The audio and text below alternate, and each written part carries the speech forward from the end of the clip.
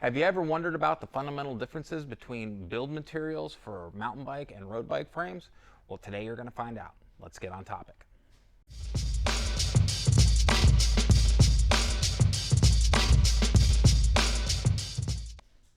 Hey everybody, it's Thomas with Get Out Arizona, and you are watching another intense, suspenseful, edge of your seat cliffhanger episode of Toolbox Topic.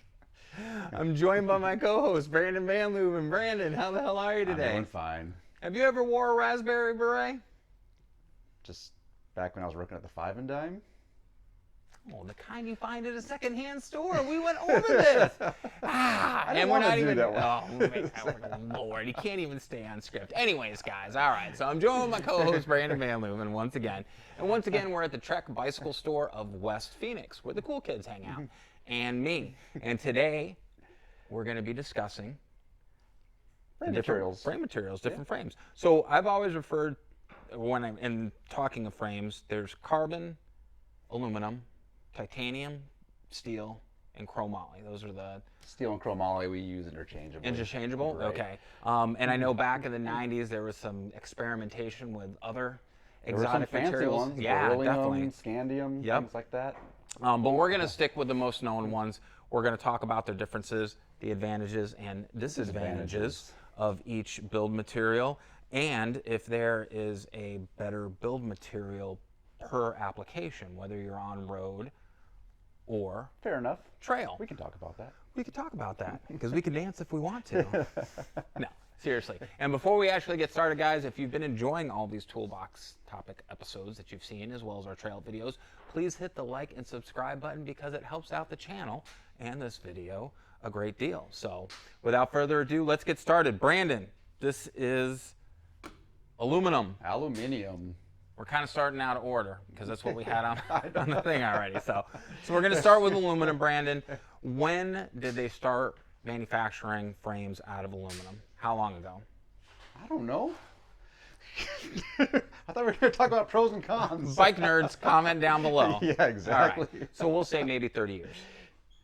30, 35 years. Maybe not quite that long. Okay. Well, Yeah, I would say I'm 48, 90s, dude. 30 years ago, early 18, 90s. there was aluminum frames back when I was 18. All right. So, All right. not a whole lot of them, but there was aluminum. I don't know that fact. Lord. Anyways, this is going to be a good episode, guys. The only thing we're missing is some bourbon. All right, so aluminum, we'll just say for the sake of argument, sake of discussion, 30 years. Comment down below if you know the exact date. We'd love to hear from you. Let's start with some of the advantages of aluminum over what was traditionally steel manufacturing as far as bike frames. When aluminum bikes came out, they were fantastic because all we had before that was steel. So the great benefits to that was, aluminum was definitely lighter than our steel bikes were. They were also non-corrosive than our steel bikes. We used to rust, we chipped them and stuff. And also they were very cost effective at the time. Aluminum was pretty cheap. Right. So while we paid a little bit more for the overall technology, really for the benefits we got, it was really a cost-effective material. Okay. A couple of the downsides to aluminum at the time, man, in order to keep that bike light with the same material, they were making very big tube shapes and very thin. Yeah. So very seldom could you not find an aluminum bike back then that didn't have a ding in the top tube or the down tube. Right. They dented very, very easily. Klein bikes and Cannondale bikes were freaking ridiculous. It was like a goddamn baseball bat. Yeah, you never saw one without two dings on either side of the top tube here. Yeah. But they were fantastic bikes at the time. Again, light, super stiff, which could potentially be a downside to aluminum at that time. Cannondale back then had a rep of the chainstays breaking. Right. You know, they were snapping off because they were too stiff and brittle, and through their the heat treating process with the paint and everything. I remember that. Yeah. So, good with the bad. But again, with that stiffness, some people, if you were racing road bikes at that time, and you had that stiff road bike, I mean, it was a harsh ride. It beat you up, but the power transfer was fantastic. Yeah, you could get absolutely. You can get moving on that, but it would definitely beat you up. Right. So now my first aluminum bike was a Trek 7000 actually. Oh, sweet. Mountain bike. So yeah, and from what chromoly one. It was a huge weight reduction. It was absolutely Yeah, it was amazing. cool. So, And those hard does. One thing that also maybe one of the bad parts of aluminum, I don't know if this holds true as much today, but back when aluminum first came out, people complained about the bike not feeling the same. After a few years, we would get metal fatigue. And so where that bike would bend, and after a number of times, we call it a dead feel. The bike didn't feel snappy, it didn't feel as lively as it did when it was new. I don't know if that's so much as true today, but that has been something that's been, talked about in the and past. back then there was a study actually published by the National Biking Institute that said those people that complained about the bike feeling different is because they hadn't rode it in 2 years and they got fat. That happens Jag-offs. too. I'm joking, guys. I'm joking. Next thing you know, I'm going to start bashing the French Canadian. No. Wouldn't be an episode Without it, right? Wouldn't be an episode without me I either, know. Brandon. Come on now. Come on. You know you like the stay French in. Canadians. Guys, it's a miracle. It's a gosh darn miracle That I he show up has every come Thursday? back for 43 episodes. Well, Wyatt and Kale are kind of in on that too, but still. I need him to take the heat off a little bit. He's a saint. There is a special place in heaven reserved for Mr. Van Leuven because he's put up with me for, 5 years now almost. So, not even just with this. Okay, so let's continue. I digress. Mr. Finger got happy. That might be a good place to leave aluminum. I think we covered that. Now, well, let's talk as far as covering aluminum and everything like that. The technology has changed, not only in the manufacturing process, but the welding process and how it's put together and everything. Trek uses an amazing process called Hydroforming. I was going to screw that one up. I knew what it was, but now, what exactly, how does that differ? How is hydroforming superior today on the technology that they used yesterday? Certainly. That is a very good question. I'm glad we didn't leave aluminum. So they are able, through hydroforming, to manipulate the tube shapes. Like, there's not a round tube on this bike. Everything has a very strange shape to it. Yeah. They're doing this for a number of reasons. A, to manipulate how the bike rides. So ride quality is big. But also, we can keep the weight of the bike down by manipulating the thickness of the tube. So we are thicker in places and adding gussets to where we need the strength. Right. And then when we don't need the strength, we are thinning out those tubes and making that a lighter. So if you took a cross section of this, you would see it making all these weird hourglass shapes along the length of the tube. Yeah. Structural engineering plays a huge role in bike manufacturing today. It's why we're able to see some of the new geometries to comfortable rides and all the different frame materials across the board. Super complex. So unlike yesteryear, again, there's not that a lot didn't go into the technology back then, but now, holy smokes, CAD, 3D What they can do rendering with all the- programs, with all the wind tunnels and robots, everything. Yeah, it's really, really amazing. So, all right, whoops. So that is aluminum. That's aluminium. Now, before we pull the steel, and you said it was synonymous with chromoly and the carbon ones, let's talk about titanium. Now, we didn't have a titanium frame here at the shop to show you guys. Unfortunate. Titanium has been around for a hot minute. And It is still popular. It is still very awesome. popular, yeah. And you're talking, though, almost even the larger manufacturers, they're still very boutique, and there's some custom frame builders that use titanium. Yep. Let's talk about titanium pros and cons again, and go from there. So I think some of our cycling purists still love the feel of a steel bike, Right. and the compliance. It's not the lightest thing out there. It's not the the most the stiffest thing or more the fastest thing out there, but it's always had just a beautiful feel, a nice ride quality. Yeah, we'll get to that when we talk about So with steel. titanium, we have that beautiful ride quality. We have an elegant looking frame that looks traditional. It does not corrode. It's light. It is not cheap to manufacture or to have built. But I still think that cycling purist still loves a titanium frame. Absolutely. And they always look beautiful, whether they're polished or brushed. I think it just hits the heart of a guy that's been riding bikes his whole life. Yeah, there's no doubt, and it's almost one of those things where you can pick it out of a crowd. It's just it just has that Yep, that mystique. Yep, it's like the attractive woman in the room full of 1,000. Just woo. That's you right. can't miss her. I think they can't do with titanium what they do with aluminum or carbon Right. fiber, but it's a throwback. It's just, again, purist. That's all I can say. No, absolutely. Now, as far as weight ratio. Titanium falls somewhere in between carbon and aluminum as far as weight goes. I mean, think that's fair. they're fairly Yeah, light. I think that's fair. Not as light as carbon, but a little bit lighter than the aluminum frames.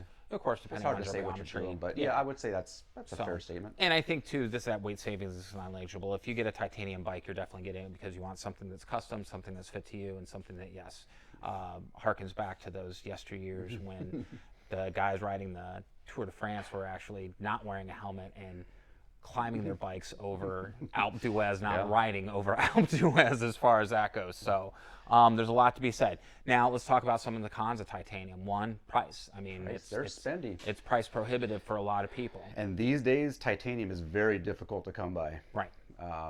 Just like all materials. So, So we're the having a price hard has time gone getting up. Thai bikes. And so I would say price is probably my only downside to that. And I would agree. I mean, and again, it's one of those things. If you're a true cyclist, and whether you engage in all disciplines or just the road bike discipline or even mountain bike, I've seen some mountain bike frames that were made out of titanium.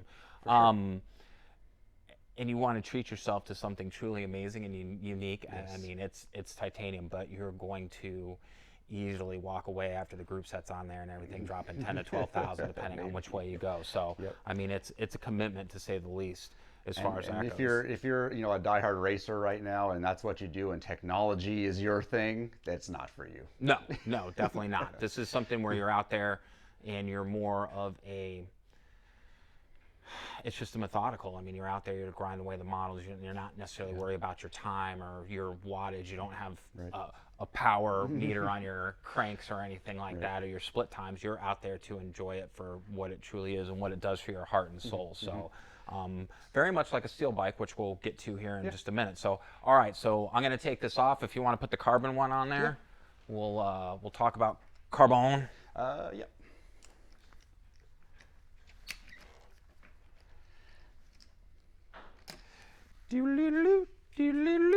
It's like an intermission, guys, except I'm not stopping the video.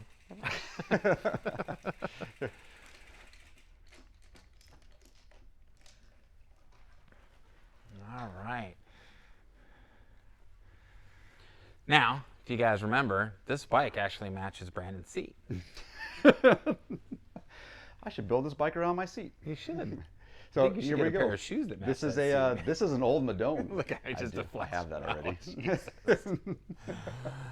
Oh, good stuff. All right, so this is a Trek Madone, an older Madone. Interesting story about this one. Just a little background. This is actually a Madone prototype from Waterloo, Wisconsin.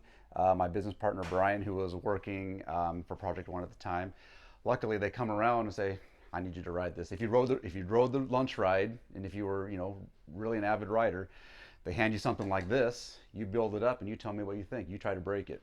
So that's what this bike was. This was this was a factory prototype that Brian rode around for quite some time. But it's in the stand because it is carbon. Right. What is that? Plastic? It's that old thing. But again, we're about 10 years behind in technology on this carbon fiber. Right. But it's still relevant for the conversation. Relevant. So now carbon came onto the scene somewhere in the early 90s. I know because one of my first carbon fiber mountain bikes, it had the carbon, but it had aluminum lugged. Yep. It was lugged. It wasn't a monocoque frame. And then Trek came out with the monocoque carbon road bikes, the OCLV. Yep, that's what this is. Carbon fiber road bikes, which of course I had to get one and upgrade from the steel frame that I had. Right. But it was absolutely amazing. Holy smokes, the power transfer on these things is ridiculous. It's almost instantaneous.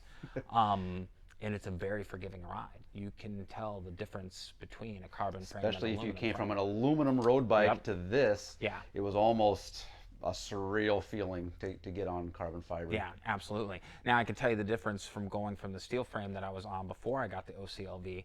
This was a little bit stiffer. It didn't feel as comfortable or as plush as my steel frame. Right. But still amazing. I think what carbon fiber does very well is deaden the high frequency vibration Yes. that aluminum would transfer right to you.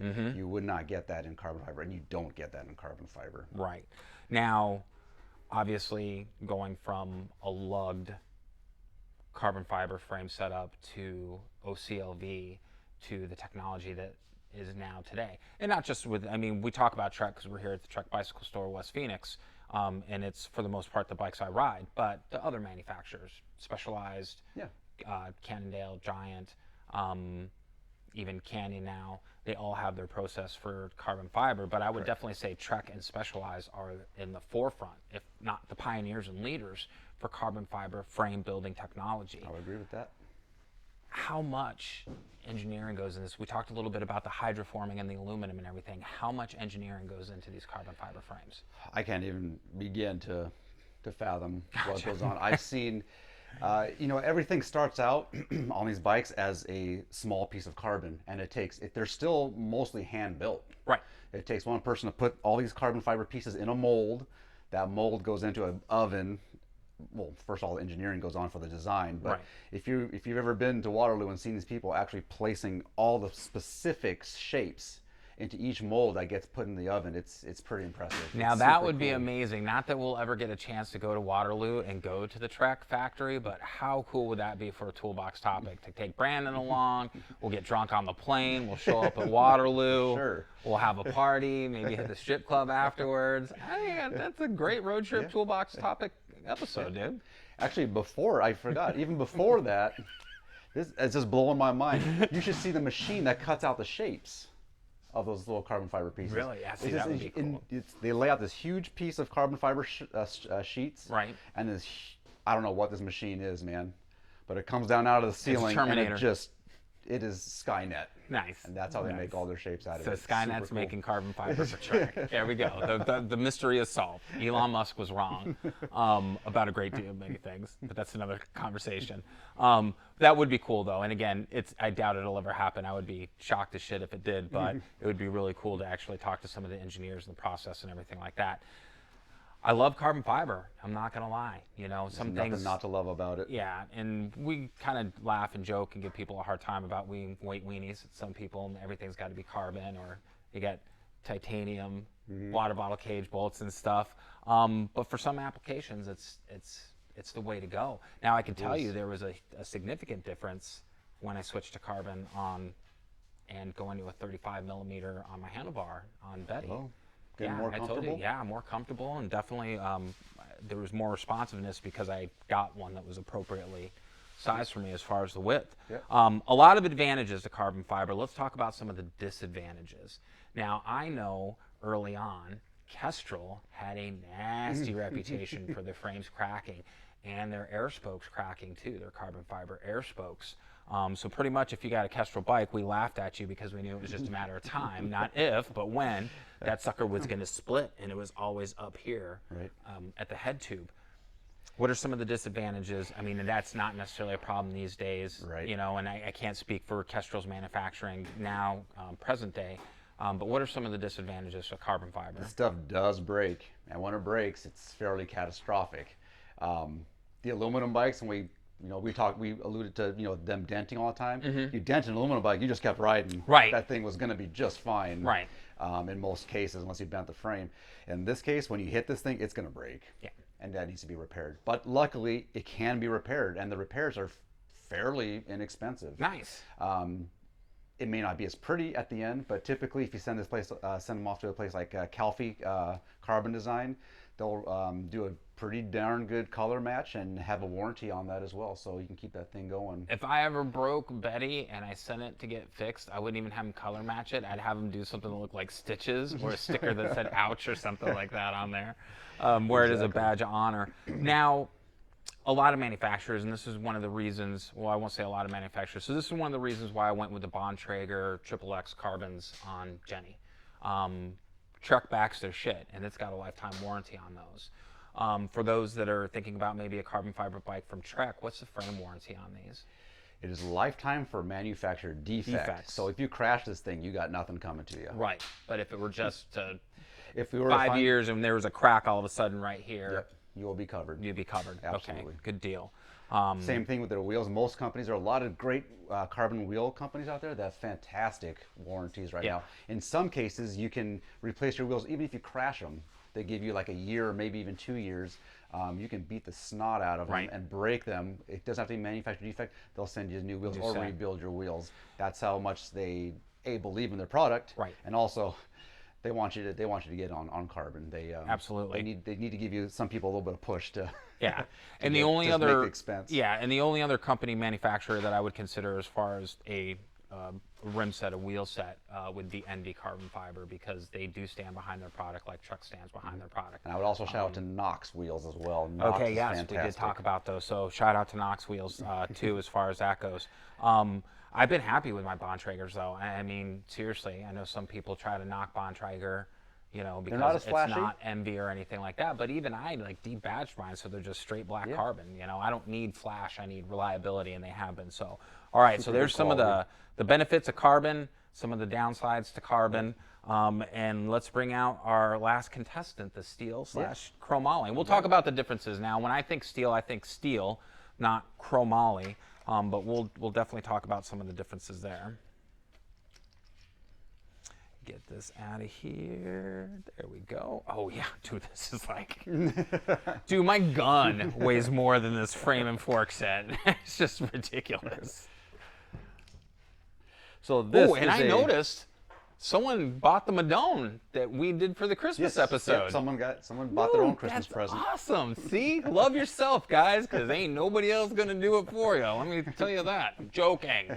All right, so our last contestant for the frame material and everything is going to be steel. And this is what bikes were originally made out of. Now, my experience with steel was a team frame set. And it had Dura-Ace group on there, and I remember I bought it. I was a little hesitant, but it was such a beautiful, gorgeous bike. Probably still today my most favorite road bike. That thing just rode like a dream. It was so comfortable. It was definitely a purist ride. I mean, I understand that. That's when I really understood, cycling and what it meant to me.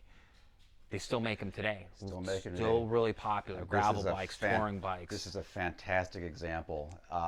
Not only of just a steel frame, but a beautifully made steel frame. Right. This is made by independent fabrication. This is just one example. When we had this built, we needed a sample, because this is, when you buy an independent fabrication, this is your bike. Right. It's almost a homework assignment to have one of these built. They'll send you a packet of everything they want to know about you, how you like to ride, where you ride, your weight, every dimension of your body, everything, all that goes into the building of this frame. 6 inches in the dark. Wherever. Is that question on there? I'll have mad. That's good. It's a kid show, guys. It's a kid show.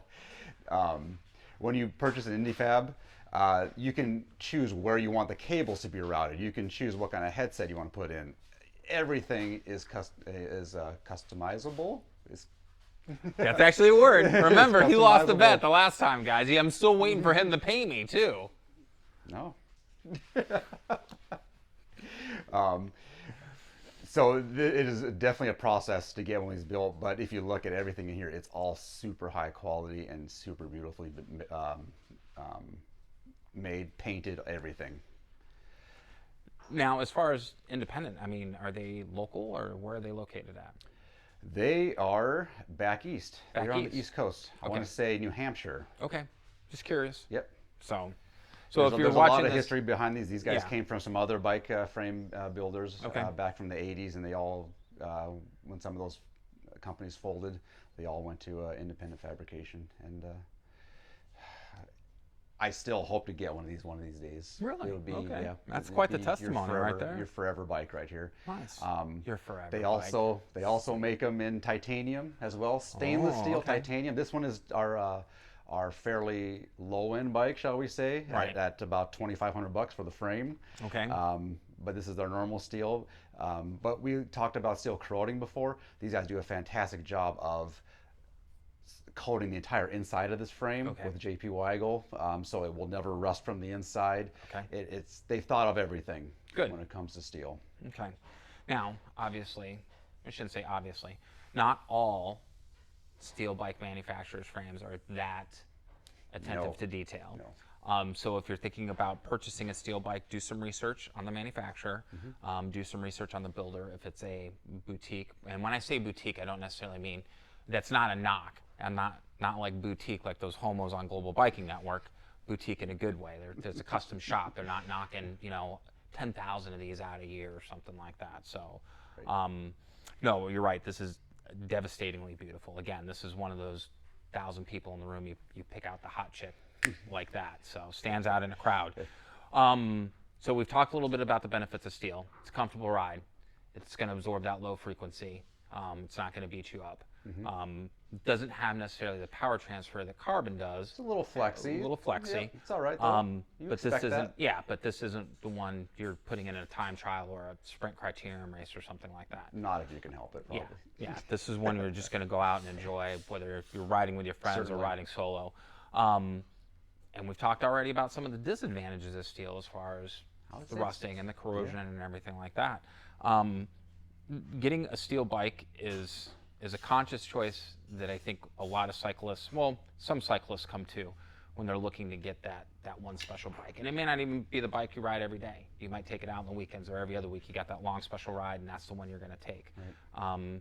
Just like having that, I don't know, maybe akin to like a rock crawler or some other four-wheel drive vehicle. You're not driving it every day, but you've paid big money to have it purposely built so you can take it out and enjoy it, every now and then. So, current technology as far as steel, has a manufacturing process changed over the last 50 years? I mean, we're talking about a frame material that's been used for a very long time. I think the shapes might be getting a little better because now you can get steel bikes with tapering head tubes, so they are doing things like that.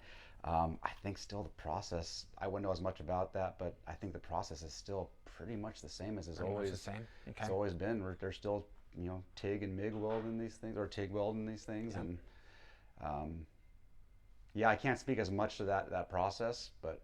Okay. Well, for the bike nerds out there, if you're seeing this episode and you want to chime in down below, love to hear from you. Love to hear from anybody who's willing to comment, as long as it's constructive. I'll kind of repeat that as far as that goes. So, all right, Brandon, there we have it. Now, the chromoly obviously isn't a pure steel. It's an alloy.